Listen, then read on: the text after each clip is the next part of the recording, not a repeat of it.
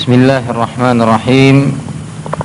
Alhamdulillah wassalatu wassalamu ala Rasulillah wa ala alihi wa ashabihi wa man ittaba'a hudah. Wa ashhadu an la ilaha illallah wahdahu la syarika lah wa ashhadu anna Muhammadan abduhu wa rasuluh. Kita melanjutkan insyaallah kajian Kitab Shiyam ini. Insyaallah masih tersisa kajian-kajian kita di bulan Ramadan. Hari ini, kemudian hari Sabtu, dan berakhir dengan kajian hari Ahad tafsir di Masjid Al-Qalam insyaallah ta'ala.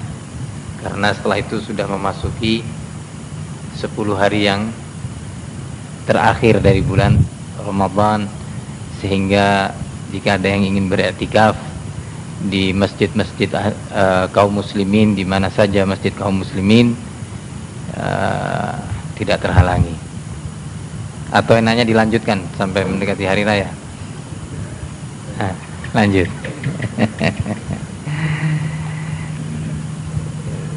Walaupun masih banyak yang belum kita bahas, seperti masalah zakatul fitr, kemudian berkaitan juga dengan i'tikaf, kemudian dengan Lailatul Qadar, kemudian berkaitan dengan seputar sholat hari raya.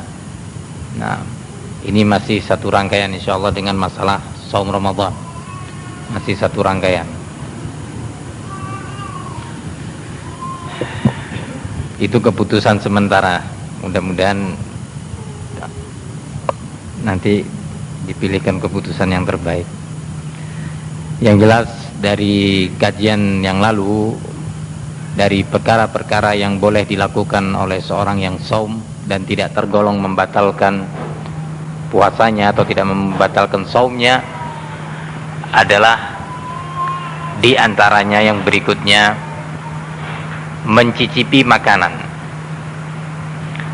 Mencicipi makanan dengan syarat memang pihak tersebut adalah pihak yang sangat terdesak untuk mencicipinya.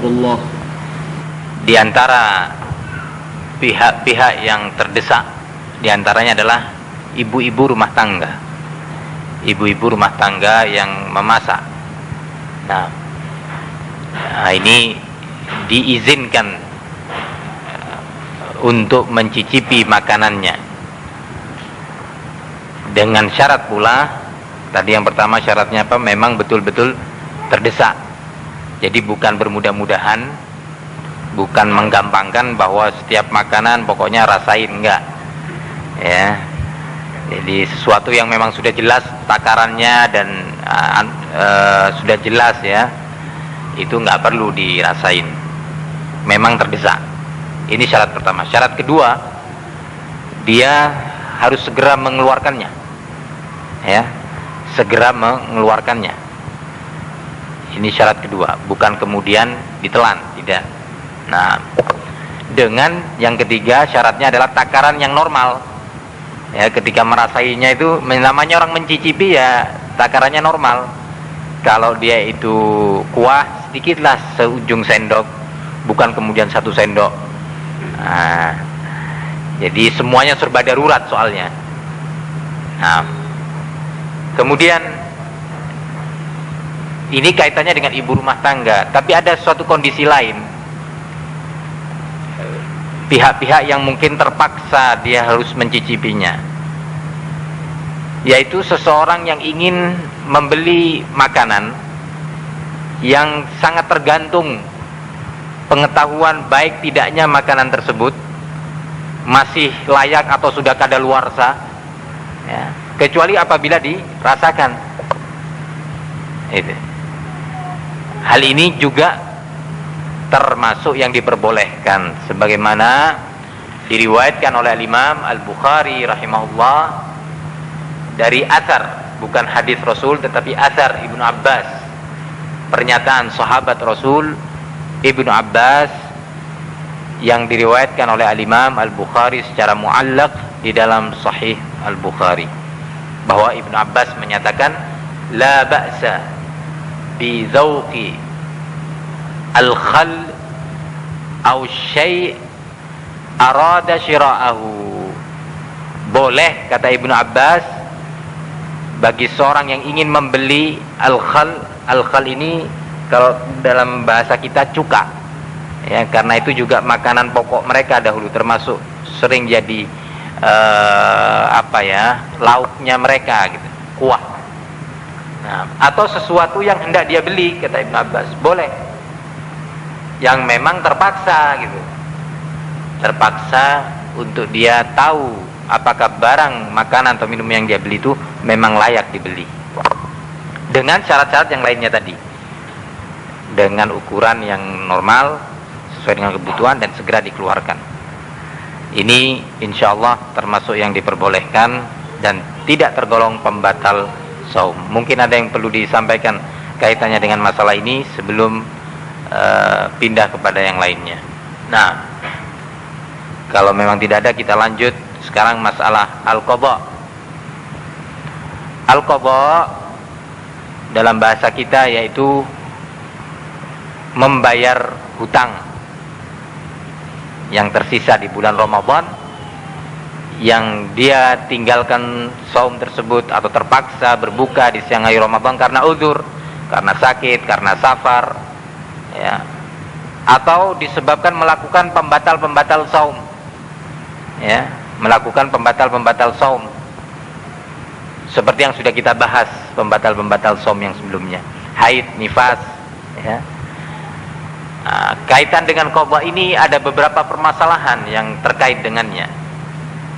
Di antara sekian permasalahan yang perlu dibahas adalah apakah qadha Ramadan itu boleh ditunda,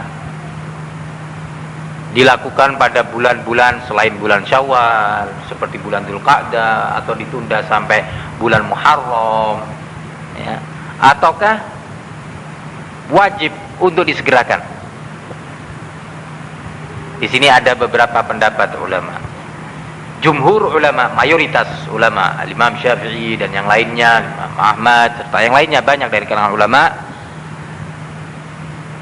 menyatakan bahwa menyegerakan qadha itu hukumnya bukan wajib, tetapi mustahab, disukai. Kalau ada orang yang menunda qadhanya baik karena uzur, karena adanya uzur, halangan, atau karena tidak ada uzur, santai aja gitu loh dia. Terus nanti aja lah, nanti aja bulan Muharram, oh nanti aja bulan Safar, ya. Nggak ada uzur, nggak ada halangan bagi dia. Menurut pendapat jumhur boleh-boleh saja. Ini yang dipertegas oleh Al-Hafidz Ibnu Hajar rahimahullah di dalam kitabnya Fathul Bari ketika menjelaskan hadits Aisyah radhiyallahu anha. Bisa difahami pendapat pertama ya, sebelum saya sebutkan dalilnya. Boleh menunda baik adanya uzur ataupun tidak ada uzur. Dalilnya adalah hadits Aisyah radhiyallahu anha. Aisyah mengatakan, "Kana alayya as-sawmu min Ramadan, fama astati'u an aqdiyahu illa fi Sya'ban. Asy-syughlu min Rasulillah au bi Rasulillah sallallahu alaihi wa ala alihi wasallam." Kata Aisyah, dahulu aku pernah punya hutang, ya, saum Ramadan, tetapi aku tidak mampu untuk mengqadhanya kecuali di bulan Sya'ban. Bayangkan dari Ramadan sampai Sya'ban, ya, sekian bulan, ya, 10 bulan lebih, ya, baru dilakukan qadha itu oleh Aisyah. Kata Al-Hafidz Ibnu Hajar, hadis ini menunjukkan bahwa boleh menunda qadha baik ada uzur ataukah tidak ada uzur. Ini pendapat pertama dan pendapat mayoritas. Tapi perlu diketahui, pendapat mayoritas belum tentu yang benar ya. Semua itu berdasarkan dalil-dalilnya. Nah, karena memang Islam tidak didasarkan apa? Mayoritas. Islam tidak didasarkan mayoritas. Sehingga penentuan masalah berdasarkan mayoritas, ya, tidak berdasarkan dalil, penentuan masalah karena suara terbanyak walaupun bertentangan dengan dalil, ini bukan bagian daripada Islam. Masyarakat mayoritas menghendaki dibolehkannya pentas dangdut karena itu bagian daripada kebebasan, ya, mayoritas boleh. Sebagian menyatakan ini kebebasan, ini refreshing, ini acara anak muda, nggak apa-apa. Sementara syariat menyatakan nggak benar, apalagi penyanyinya perempuan, ya, nggak benar ini. Tapi karena suara mayoritas, akhirnya diturutin. Ini hukum yang tidak dibenarkan. Oh, ini dalam rangka demokrasi. Islam bukan demokrasi. Nah, kemudian berikutnya, bahwa pendapat kedua dalam masalah ini adalah yang menyatakan wajibnya menyegerakan qadha kecuali ada udzur. Kalau tidak ada udzur, wajib. Maksudnya ada udzur gimana? Sudah waktunya mengqadha, sakit, ya sama, Ramadan aja dikasih udzur, apalagi qadhanya, kan begitu. Atau dia terpaksa safar. Nah, tetapi kalau tidak ada udzur, maka pada hari kedua dari bulan Syawal wajib dia menyegerakan qadhanya. Loh, kok hari kedua Ustaz, kok nggak hari pertama? Hari pertama nggak boleh shaum, ya, hari raya nggak boleh shaum, ya, di waktu Id. Termasuk yang diharamkan shaum di waktu hari raya. Lah, bagi yang tidak punya uzur, hari kedua nggak safar, nggak sakit, nggak haid, nggak nifas, ya, punya kemampuan dalam, maka wajib untuk menyegerakannya. Nah, kalau tidak disegerakan maka dia berdosa. Loh, apa dalilnya mereka? Dalilnya lumayan kuat. Pertama, keumuman perintah dari Allah Subhanahu wa taala, wasari'u ila maghfiratin min rabbikum, bersegeralah kalian untuk meraih maghfirah, ampunan dari Allah Subhanahu wa taala. Ayat yang semisal ini banyak di dalam Al-Qur'an, perintah untuk bersegera. Nah, kemudian yang kedua, Rasulullah menyatakan fadainullah ahaqqu ayyuqda. Hutang kepada Allah. Ada seorang bertanya, ya Rasulullah, saya punya hutang, ibu saya punya hutang shaum, bagaimana, apakah saya mengqadhanya? Rasulullah menjawab, dainullah ahaqqu ayyuqda. Hutang kepada Allah itu lebih wajib untuk disegerakan dibandingkan hutang kepada manusia. Nah, ini bentuk dalil kedua. Yang punya hutang bulan Ramadan, hutangnya ke siapa? Kepada Allah, bukan kepada manusia. Lalu bagaimana dengan hadis Aisyah? Yang Aisyah melakukannya di bulan Sya'ban. Dijawab oleh kelompok kedua ini dari kalangan ulama bahwa nggak ada masalah. Hadis Aisyah tidak menunjukkan tentang bolehnya menunda qadha kalau nggak punya udzur. Aisyah kan sudah menyatakan, kami tidak mampu untuk mengqadhanya kecuali di bulan Sya'ban, disebabkan akhirnya hadis, ya, belakangan hadisnya kan menyatakan karena adanya kesibukan menemani, membantu, melayani Rasulullah sallallahu alaihi wasallam. Loh, masa sampai sejauh itu, ya? Kehidupan para sahabat sibuk dengan jihad fisabilillah. Rasulullah sallallahu alaihi wasallam selama di Madinah bersama sahabatnya kurang lebih 70 pertempuran. Selama 10 tahun itu 70 pertempuran, ya, yang dilakukan.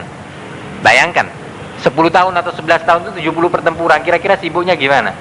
Sedangkan untuk sampai ke medan tempur butuh perjalanan 10 hari, 1 bulan untuk sampai ke medan tempurnya. Pulangnya pun begitu. Persiapan untuk tempur berikutnya, maka logistiknya, ininya, latihan itunya, ininya, terusnya. Ini kesibukan yang luar biasa sahabat Rasul berdakwah. Nah, atas dasar itu Aisyah menyatakan, saya pernah punya hutang, ya, pernah loh, ya, tidak selalu di bulan Sya'ban mengqadhanya. Jawaban yang ketiga sekaligus dari kelompok kedua ini, tidak selalu dilakukan di bulan Syaban, tapi pernah saya punya hutang dari bulan Ramadan, punya hutang shaum, dan saya baru bisa mengqadhanya hanya di bulan Syaban.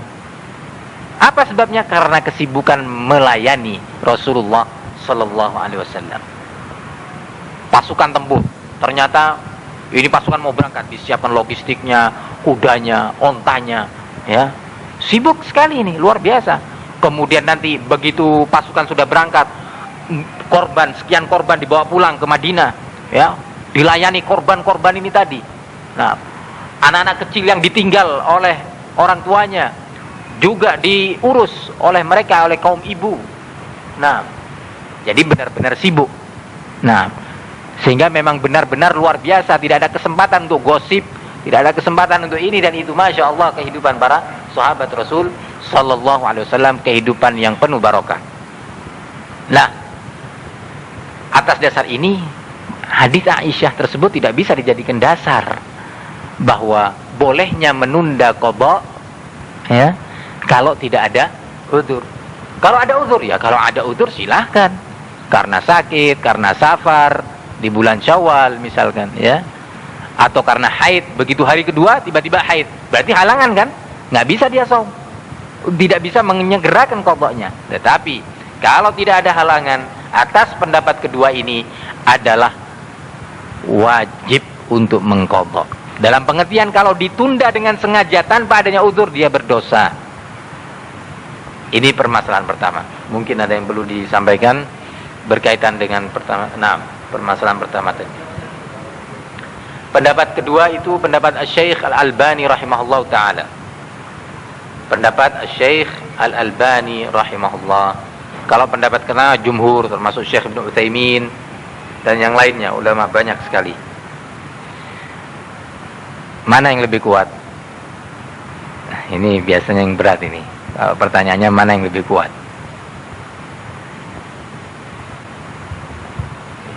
Kalau nasihat saya, sekedar nasihat, saya tidak akan menyatakan mana yang lebih kuat pendapatnya. Sekedar nasihat, kalau nggak ada udzur, ya sudahlah, segerakan.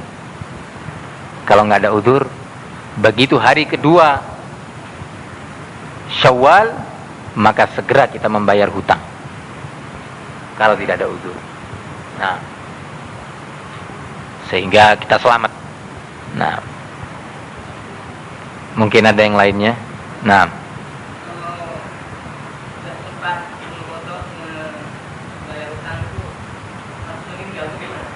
itu akan dibahas nanti. Nah, ya, nanti akan ada bahasan tentang itu. Insyaallah dibahas. Nah,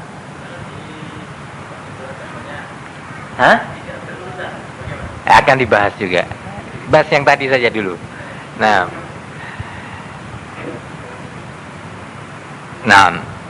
berikutnya adalah tentang, nah ini yang ditanya tadi. Bolehkah seorang mengqadha dengan cara tidak berurutan? Punya hutang 6 hari. Tanggal 10 Syawal bayar, ya. Nanti tanggal 25 Syawal bayar lagi. Nah, dicicil kredit, ya, boleh apa tidak? Atau wajib? Nah, kalau hal ini menyatakan boleh untuk dipisah-pisah. Nah, tapi yang aneh sekarang, ya, memang begitulah para ulama berijtihad, ya, termasuk Syekh Al-Albani rahimahullah, yang berpendapat tentang bolehnya dipisah, termasuk yang berpendapat bolehnya dipisah. Tentunya kalau seperti ini menafikan, ya, secara zahir bertentangan dengan pendapat pertama tentang wajibnya menyegerakan. Iya. Nah, iya, terhadap pendapat kedua. Nah, ya, yang aneh mungkin, ya, para ulama sekian masalah yang mereka bahas, ya, urusan umat sedunia. Nah, beliau menyatakan boleh dipisah. Atas dasar itu secara zahir nampaknya kurang klop dengan pendapat wajibnya menyegerakan qadha. Nah, atas dasar itu wallahu alam, sebagai nasihat saja, kalau nggak ada halangan maka jangan dipisah-pisah. Nah, jangan dipisah-pisah kalau nggak ada halangan, sebaiknya. Apa wajib, Ustaz? Anak sampai saat ini masih belum berani menjawab. Nah, kalau yang saya terapkan, saya berharap bisa mengqadha dengan segera, yes, dan tidak dipisah-pisah. Kalau berharap begitu. Nah, mungkin ada yang lainnya ingin disampaikan sebelum kita pindah pada masalah berikutnya. Di situ ada sebuah hadis yang dijadikan sebagai dasar oleh pihak-pihak yang menyatakan tidak boleh dipisah-pisah. Hadis ini diriwayatkan oleh Imam Ad-Darqutni di dalam Sunan beliau, Sunan Darqutni, dari hadis Abu Hurairah radhiyallahu anhu, bahwasanya lafadznya, man kana alaihi saumun min Ramadan, barang siapa yang punya hutang saum dari bulan Ramadan, falyasrudhu wala yuqaddi'hu, hendaknya dia membayarnya dengan sekaligus, tidak diputus-putus. Namun sayang hadis ini lemah. Hadis ini lemah sebagaimana dilemahkan oleh para ulama banyak sekali. Di antara di masa ini adalah Al-Muhaddits Asy-Syaikh Al-Albani rahimahullah di dalam kitabnya Irwaul Ghalil. Sehingga tidak bisa dijadikan dasar, ya. Kalau hadis dhaif itu tidak boleh dijadikan dasar. Nah,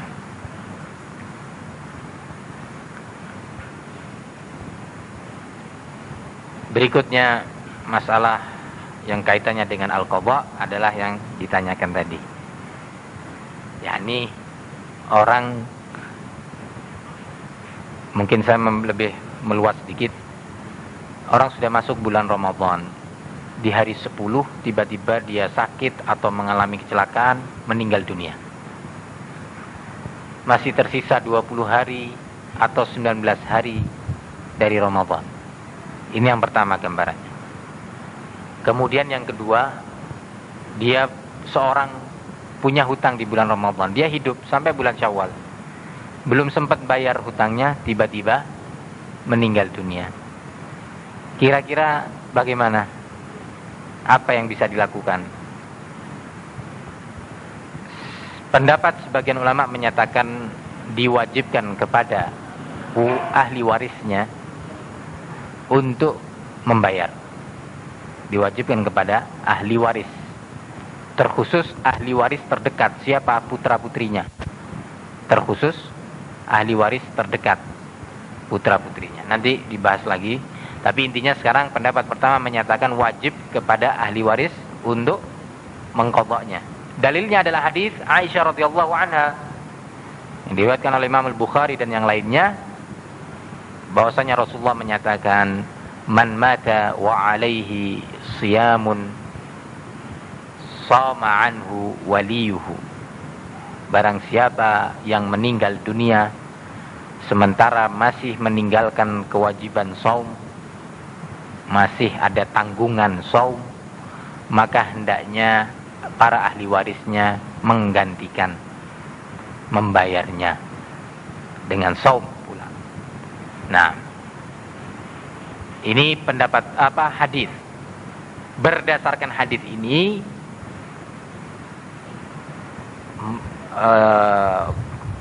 ulama atau sebagian ulama menyatakan wajib kepada ahli warisnya untuk menggantikan saum tersebut, baik itu saum Ramadan ataupun tanggungan saum yang lainnya. Misalkan saum nazar. Saum nazar harus dipenuhi kan? Atau saum sumpah. Orang yang bersumpah kemudian tidak ditepati, kan? Dia punya tanggungan membayar saum 3 hari atau memberi makan orang miskin sebanyak 10 fakir miskin. Lah, saum yang seperti ini atau saum kafaratul jima, 2 bulan berturut-turut punya tanggungan, ini saum wajib, ya. Lah, saum Senin Kemis Enggak, Senin Kamis nggak boleh. Itu som bukan som wajib. Ya. Sekarang di sini terjadi beberapa pendapat. Apakah som yang menjadi tanggungan si mayit ini meliputi semua jenis som, termasuk Ramadan, som nazar, som kafaroh, ya? Ataukah hanya usus som nazar saja tanpa som Ramadan? Sebagian ulama mengeneralisir umum sifatnya. Segala bentuk som yang sifatnya wajib, yang menjadi tanggungan si mayit, wajib kepada ahli warisnya untuk menggantikannya. Baik som nazar, som kafarah ataupun som Ramadan. Sebagian ulama menyatakan la, yang wajib itu adalah som nazar saja. Selain daripada som nazar tidak perlu atau tidak diwajibkan kepada ahli warisnya. Ini pendapat kedua. Nah, pendapat pertama apa dalilnya? Tadi hadis Aisyah. Pendapat pertama apa? Yang mengeneralisir ya, yang memberlakukan ini kepada semua jenis som wajib. Ya, adalah hadis Aisyah tadi. Bagaimana lafadznya? Man mata, barang siapa yang meninggal dunia, wa alaihi saumun, atau dalam riwayat wa alaihi siyamun, dan dia masih meninggalkan kewajiban saum, tanggungan. Coba perhatikan kalimat siyamun. Ya. Man mata wa alaihi siyamun, bukan menyatakan as-siyamu. Ini suatu kaidah penting dalam memahami fikih dan beberapa penafsiran nas-nas Al-Quran dan Sunnah. Siyamun tidak menyatakan wa alaihi as-siyamu, nggak pakai alif wal lam. Kalau nggak pakai alif wal lam namanya nakirah. Nah, kalau nakirah, sementara konteks pembicaraan hadis ini mengandung makna persyaratan dari kalimat man, barang siapa, ya, barang siapa. Sebuah kalimat yang nakirah atau sebuah kata benda yang nakirah, bukan ma'rifah. Kalau ma'rifah itu as-siyamu. Rajulun itu nakirah. Kalau ma'rifahnya gimana? Ar-rajulu. Baitun itu nakirah. Ma'rifahnya bagaimana? Al-baitu. Ini penting. Mengenai ma'rifah dan tidak ma'rifah ini penting. Contohnya ya, sekaligus ini penting sekali, mudah-mudahan memberi semangat kita untuk belajar bahasa Arab. Kita ingin memberi kabar ja'a rajulun. Saya menyatakan kepada hadirin ja'a rajulun, telah datang seorang laki-laki. Kita semua nggak tahu siapa ini orang laki yang datang, ya, nggak tahu. Tapi kalau tadi kita lagi bicara, oh tadi ada orang di pinggir jalan sana pakai baju merah, antum kelihatan? Iya ya. Yang pakai sepeda motor GL Max, iya betul. Pakai kacamata, iya ya. Berarti kita nih tahu semua sudah. Yang di depan jalan sana lagi enak ngomong-ngomong, terus orang itu tadi datang. Maka saya mengatakan ja'a ar-rajul, ja'a ar-rajul. Satu majelis paham sudah bahwa yang dimaksud itu adalah tidak ada lain kecuali orang ini, ya. Salah kalau saya menyatakan ja'a ar-rajul, keliru, nggak paham majelis. Siapa rajul, siapa, ya. Misalkan lebih gampang lagi, hadirin tadi lagi menunggu saya datang kan ya. Yang ditunggu siapa waktu itu? Saya. Terus ada di antara hadirin yang menyatakan ja'a ustaz. Kalau itu yang mendengarkan orang Arab ya, yang nggak perlu belajar bahasa Arab, nggak paham ustaz siapa, ustaz yang mana ini yang datang ini. Tapi kalau ada yang menyatakan ja'al ustaz, ja'a al ustaz, paham semua. Oh yang ditunggu Ustaz Lukman sudah yang datang. Nggak perlu tanya ustaz siapa, nggak perlu. Berarti dia nggak paham bahasa Arab kalau masih tanya. Ya, ini penting memahami nas-nas Al-Quran dan nas Sunnah, sangat penting, berpengaruh kepada hukum, berpengaruh kepada hukum suatu permasalahan. Lah di antaranya ini tadi, contohnya, man mata wa alaihi siyamun, bukan as-siyam. Barang siapa yang meninggal dunia masih meninggalkan tanggungan suatu puasa wajib, ya, suatu bentuk puasa yang wajib, maka wajib digantikan oleh ahli warisnya. Lah kata ulama yang berpendapat pertama ini tadi, di sini tidak ditegaskan puasa wajib yang mana, Ramadankah ataukah juga yang lainnya, berarti bersifat umum. Nggak boleh kita menyatakan, oh ini khusus som nazar saja, som Ramadan nggak perlu digantikan oleh ahli warisnya. Nggak bisa, karena kata bendanya nakirah, berada dalam konteks persyaratan. Lah, atas dasar itu, baik yang meninggal dunia meninggalkan kewajiban som Ramadan, atau som nazar, atau som kafarah, dari som-som yang wajib, ya, maka ahli warisnya harus menggantikannya. Ini pendapat pertama. Wah, kuat berarti kan? Lumayan, memang kuat. Tinggal sekarang pendapat kedua. Pendapat kedua ini dipilih oleh Syekh Al-Albani, Syekh Muqbil di masa ini, dan diriwayatkan ini daripada Imam Ahmad rahimahullah, dari kalangan sahabat Ibnu Abbas radhiyallahu anhuma, menyatakan bahwa yang wajib diganti oleh ahli waris hanya shaum nazar saja. Sementara shaum Ramadan tidak. Shaum kafarah juga tidak. Loh, kok enak? Dari mana kita keluar dari keumuman makna tadi? Kalau tidak ada dalil, tidak ada indikasi yang membolehkan kita keluar dari makna umum kepada makna khusus, tidak boleh keluar. Oh, ada dalilnya. Diriwayatkan oleh Ibnu Abbas dan juga Aisyah radhiyallahu anha. Diriwayatkan oleh Imam Bukhari dan Muslim, bahwa ada seorang wanita menyatakan, inna ummi matat, sungguhnya ibu saya meninggal dunia, wa alaiha saum nadhr, wa alaiha saum nadhr, dan ibu saya ini meninggal dunia dalam keadaan masih punya tanggungan saum nazar. Nah, kemudian bertanya, apakah afa aqdi anha, apakah saya ini wajib mengqadha atas nama ibu saya? Rasulullah menjawab, "Na'am." Di antaranya dijawab, "Fadainullah ahaqqu an yuqda."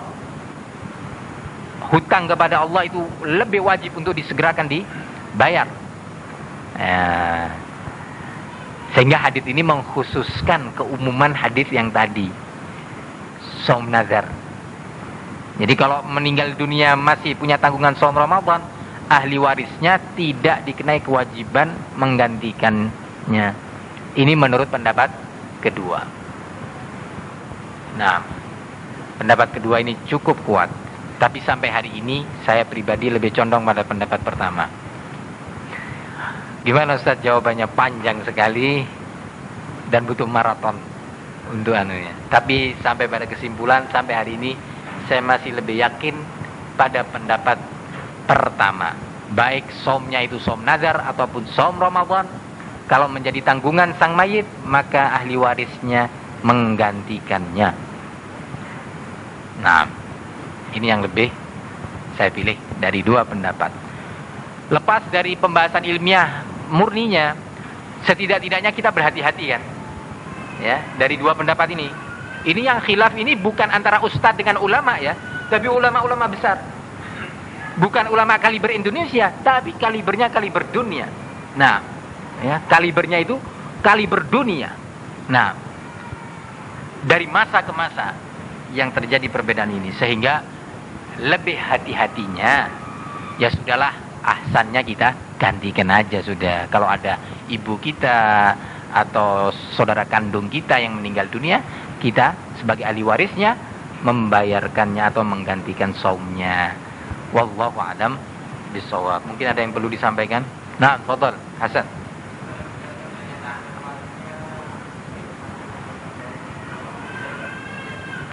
Tidak sanggup membayar. Kenapa tidak sanggupnya? Dia hanya satu ahli warisnya? Atau kalau karena kesibukan, Anda pikir bukan udzur yang terus ya, tapi iya, jadi yang berlaku itu kepada semua ahli warisnya. Kalau anak-anaknya nggak bisa, punya halangan, saudara kandung dia, saudara kandung si mayit. Nah, terus dari keluarganya semakin dekat kepada sang mayit ini hubungannya. Boleh dibagi-bagi. Punya anak 4, hutangnya 20 hari. Bagi-bagilah, satu anak 5 hari. Boleh. Yang satunya suka birrul walidain, enggak, saya yang menanggung semua. Yang lainnya bilang, oh nggak bisa. Ya jangan ribut, sudahlah sepakat aja. Nah, ya. Enaknya punya anak solehin itu, masya Allah, mengkodok saumnya aja rebutan anaknya, nggak rebutan warisan. Ya, yang dipikirkan ini dulu. Ayahnya punya utang, siapa yang akan menanggung utang ayahnya? Rebutan. Saya. Ini anak yang solehin. Mudah-mudahan kita diberi yang solihah. Mudah-mudahan. Jadi memang pendidikan tarbiyah anak-anak ini sangat mahal dalam Islam. Nah, saya pernah, Allah subhanallah, sekedar kisah seorang yang cukup mampu punya anak yang mungkin kurang dia didik secara Islam. Kemudian sang anak ini punya cucu sudah, punya anak. Jadi orang tua tadi punya cucu. Karena karir sang anaknya memang tinggi sampai disekolahkan oleh perusahaannya ke Eropa dan tinggal di Eropa cukup lama. Pulang sang anak dan cucu-cucunya ini ketika sang bapak ini meninggal dunia. Pulang. Subhanallah. Jenazah berada di rumah bagian bawah. Cucu-cucunya di rumah tingkat 2 di atas, kan rumahnya besar tingkat. Main bola, setel musik, ya. Ini mayit di bawah. Nah, anak-anak pun tidak mengerti bagaimana mengurus jenazah ayahnya. Setelah itu terjadi perselisihan seputar warisan. Sangat menyedihkan sekali. Sangat menyedihkan. Dan kondisi ini, ya, ribut seputar warisan ini banyak ternyata menimpa muslimin. Sampai putus hubungan, putus silaturahim.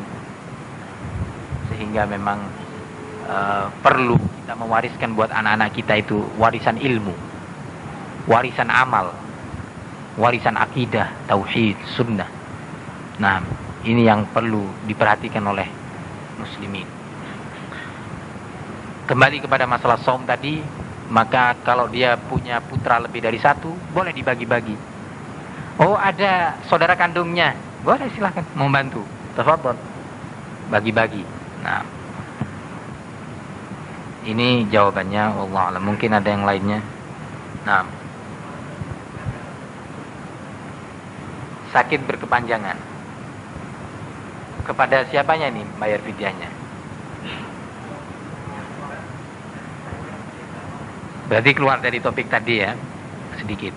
Orang sakit panjang dalam pengertian menaun, tidak mungkin untuk som. Maka jenis yang seperti ini diperbolehkan membayar fidyah.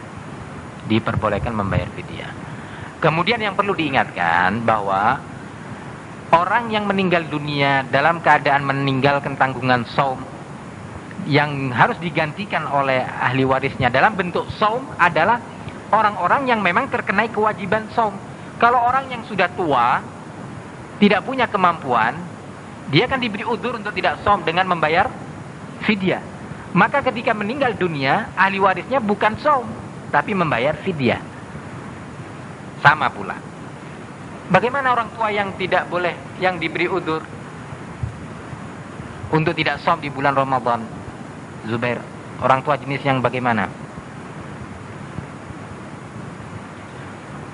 Tidak mampu, orang yang sudah tua, bahkan kadang-kadang ketika ditanya sudah makan belum? Belum, padahal sudah. Jadi ya, atau sebaliknya ya, sudah sholat lagi, misalkan kan ya, istilahnya pikun gitu lah. Itu juga terkena ya fidyah ya. Hah? Ewa. Nah, begitu saat jawabannya. Sudah kita bahas nggak ini? Hah? Ah, sudah. Masa belum? Hah? Belum ya?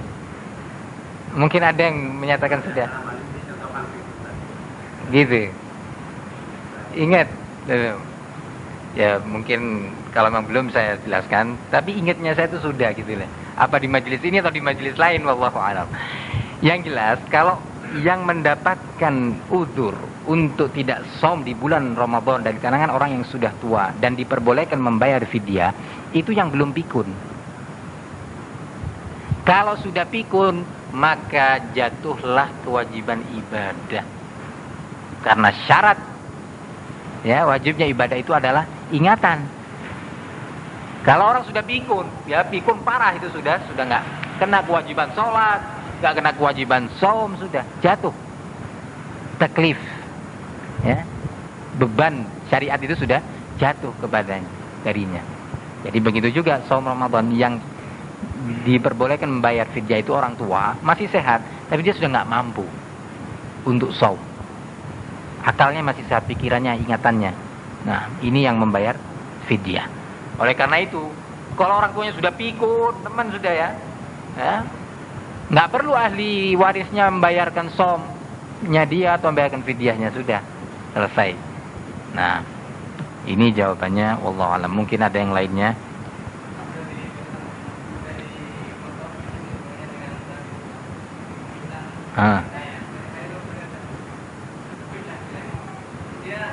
Lebih maksudnya?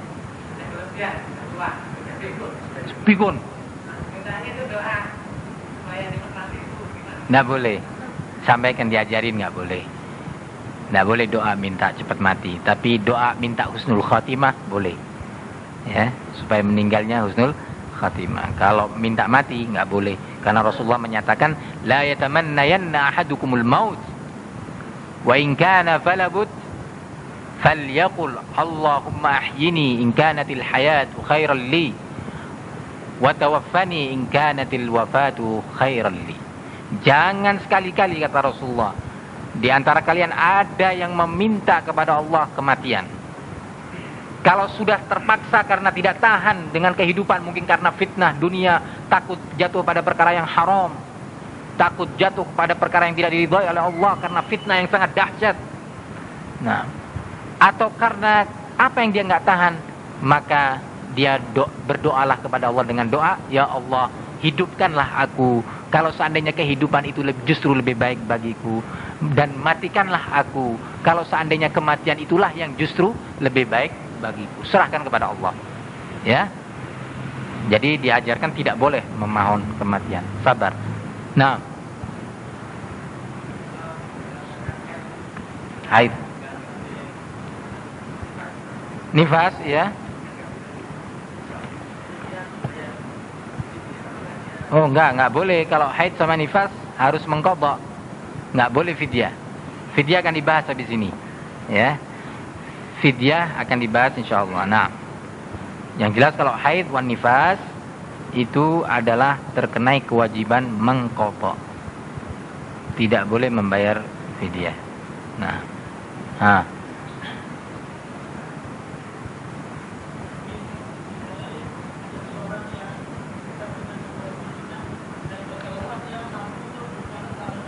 iya. Iya.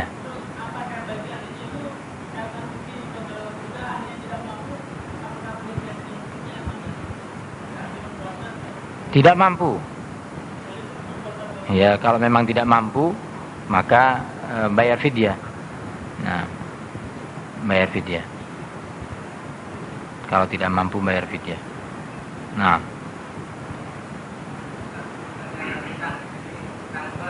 iya. Hutang sholat.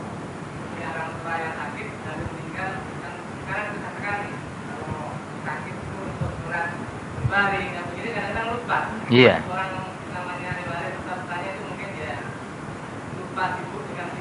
Iya.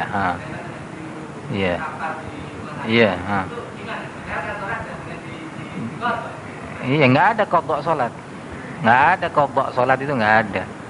Aisyah radhiyallahu anha, datang seorang wanita kepada Aisyah, tanya. Pertanyaannya ini bersumber dari logika, ya. Ma balun nisa yaqdina as-siyam wa la yaqdina as-shalah. Kenapa, kata perempuan ini, ya, wanita kok harus diwajibkan mengqadha saum, tetapi kok sholatnya nggak wajib diqadha? Haid seminggu, ya, Berarti dia meninggalkan 35 sholat, kan begitu. Kok nggak diqadha? Padahal sholat itu rukun yang kedua Islam. Som nanti rukun keempat. Berarti kan pentingan yang kedua. Hah? Ini logika. Nah, ini penting para hadirin. Jadi Islam jangan dicampur aduk ya dengan logika. Islam itu berdiri di atas Al-Quran dan Sunnah, dan apa yang telah diamalkan oleh salaful ummah, pendahulu umat ini dari kalangan sahabat yang telah menerapkan Islam di bawah koreksian Rasul sallallahu alaihi wasallam. Karena kalau logika masuk hancur. Apa jawaban Aisyah? Ahruriyatun anti? Hakadha kunna nu'maru biqada'is siyam wa lam nu'mar biqada'is salat. Apakah anti ini bagian dari kelompok Haruriyah? Kelompok Haruriyah ini nenek moyangnya Usama bin Laden.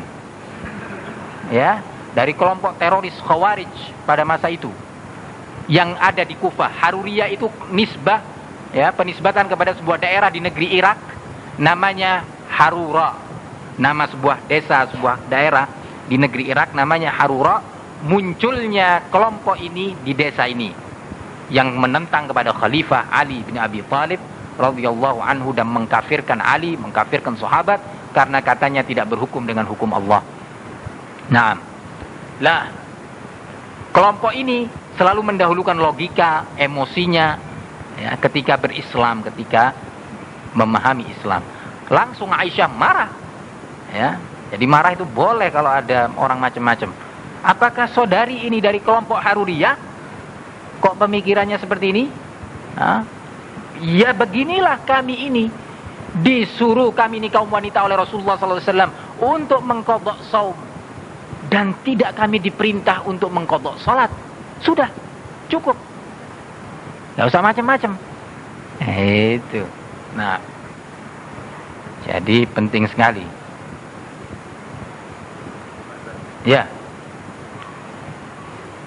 Kalau yang untuk orang tua, walaupun juga yang untuk diri pribadi, kalau memang itu sesuatu yang bisa dipastikan, artinya diketahui jumlah hari-harinya, ini masalah. Iya. Kita masih hidup dan kita memenang. Apakah dibenarkan kita membayar walaupun itu lupa di bulannya, semampu kita membayar dengan niat kita pertama untuk melunasi hutang kita yang dulu. Kalau yang hutang kita itu, maaf Pak Suti, apa lupanya tidak dia qadha karena artinya enggak, maksud saya bukan jumlah harinya ya, tapi dia nggak paham kalau itu wajib diqadha. Iya. Nah, memang kita mungkin dewasa waktu itu. Iya. Tapi kita tidak lahir, tidak ada yang menekan kita. Iya. Akhirnya berlalu begitu saja tadi. Iya. Iya, wallahu alam, mungkin cukup bertaubat yang seperti itu. Cukup bertaubat. Nah, dalam pengertian kalau dia tinggalkan dengan sengaja. Tapi yang kalau tidak karena tidak tahu, tidak punya ilmunya, diharapkan itu lebih ringan insyaallah dibandingkan yang meninggalkannya dengan sengaja. Kalau yang meninggalkannya dengan sengaja, sebagian ulama, dan ini yang dipilih oleh Syekh Abdul Aziz bin Baz, meninggalkan Ramadan dengan sengaja bertahun-tahun. Pendapat, ini yang ingin saya bahas juga sebenarnya pada permasalahan berikutnya ini ya, mungkin mudah-mudahan bisa terjawab sekaligus. Seorang punya hutang Ramadan kira-kira 10 Ramadan, nggak shaum, sengaja. Tahu dia siapa yang nggak paham bahwa shaum Ramadan wajib. Ya, saya pikir sudah menjadi suatu yang memasyarakat di dalam Islam bahwa shaum Ramadan itu adalah wajib. Buktinya orang yang nggak shaum sekarang malu kan, untuk enak-enak di jalan ngerokok, ya malu dia. Ya kalau memang sudah nemen sekali ya lain lagi ceritanya ya. Orang yang masih malu masih, walaupun dia berandal, paham bahwa ini wajib gitu lah. 10 tahun, 10 Ramadan. Pendapat Syekh Abdul Aziz bin Baz dan beberapa yang lainnya menyatakan wajib qadha plus fidyah. Ini pendapat beliau. Bahkan bukan hanya beliau sendiri, dalam hal ini Lajnah Daimah Majlis Hayat Kibar Ulama, Majlis Agung ulama besar di sana menyatakan wajib. Lah, plus fidyah lagi. Nah, kok qadha masih fidyah? Qadha itu dalam rangka membayar hutangnya yang dia tinggalkan. Yang kedua, plus fidyah ini sebagai penebus dosanya. Tapi ala kulli hal, insyaallah pendapat yang lebih kuat bahwa dia hanya wajib bertaubat saja.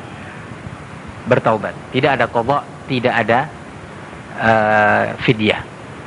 Tinggal sekarang orang punya hutang. Ini mungkin ya, orang punya hutang di bulan Ramadan yang tahun lalu. Ngentengkan gitu. Dientengkan sama dia, nggak ada udzur, nggak ada apa. Sampai datang bulan Sya'ban belum bayar. Masuk bulan Ramadan berikutnya juga belum mengqadha. Jadi dia mengqadha bukan karena udzur. Dia belum mengqadha bukan karena ada alasan, tetapi malas-malesan santai. Sampai datang Ramadan. Apa? Ya dia berdosa dengan itu. Lalu apa yang harus dia lakukan? Sebagiannya menyatakan qadha plus fidyah. Sebagiannya menyatakan qadha saja dan taubat. Pendapat terakhir ini mungkin lebih kuat. yakni dia tetap terkena kewajiban mengqadha, ya, walaupun sudah lewat bulan Syawal berikutnya, ya, ini masih punya utang tahun yang lalu. Sekarang sudah Ramadan belum bayar dia. Niatnya ganda aja Ustaz, niatnya plus. Nah, niat som ini hari sekalian qadha, oh nggak boleh. Ya. Satu niat, satu amalan, satu niat. Kemudian nanti di bulan Syawal dia harus mengqadhanya dan bertaubat kepada Allah Subhanahu wa taala. Fidyah enggak. Nah, mungkin kembali kepada masalah yang tadi. Kalau dia sengaja meninggalkan qadha, dia pribadi bukan orang tuanya, sengaja, maka dia tetap wajib mengqadhanya. Tidak terkena fidyah dan wajib bertaubat pada Allah. Lalu gimana jumlah hari-harinya? Fattaqullaha mastata'tum. Dia kira-kira saja. Berapa hutang dia selama ini? Oh, biasanya saya kalau Ramadan mesti punya hutang seminggu. Ya sudah, seminggu kali berapa? Nah, maka dia qadha itu, taubat kepada Allah dan tidak perlu membayar fidyah. Tidak perlu membayar fidyah. Lalu bagaimana dengan orang tua? Kembali masalahnya antara hal itu didasari keyakinan ataukah tidak? Bahwa orang tua punya tanggungan ataukah tidak? Kalau dia yakin orang tua punya tanggungan, yakin ya, maka dia tetap harus menggantinya. Mengganti som kalau memang orang tuanya masih tergolong yang terkenai kewajiban som, kemudian meninggal dunia. Membayar fidyah apabila orang tuanya tergolong yang terkenai kewajiban fidyah saja. Nah, didasari pada yang yakin. Kalau nggak yakin, kabur gimana ya? Apa sih sudah tidak terkenai kewajiban apa-apa dia. Kalau ragu, karena memang ibadah harus didasari kepada yakin. Nah, ini Allah. Hukum asal bahwa seorang muslim tidak punya tanggungan, ini hukum asalnya kan. Sehingga kalau ada, oh jangan-jangan orang tua saya masuk, jangan-jangan ini sekarang. Jangan-jangan dia punya hutang dulu. Nah, jangan-jangan ini kan ragu. Sementara hukum asal adalah tidak adanya kewajiban. Kalau dalam urusan ibadah ini, hukum asal tidak ada. Nah, sehingga tidak boleh kita atau tidak perlu kita menggantikannya. Nah, wallahu a'lam bissawab. Nah, iya, tafadhal labas. Oh ya. Nah, man aftara fi Ramadan muta'ammidan la yughni anhu shaumud dahr atau kama qala haka. Barang siapa yang sengaja berbuka di bulan hari Ramadan, sengaja, maka tidak bisa menggantikannya walaupun setahun atau sepanjang masa. Hadis ini lemah dan sangat lemah, sehingga memang tidak bisa dijadikan dasar dalam masalah ini. Naam. Barakallahu fikum.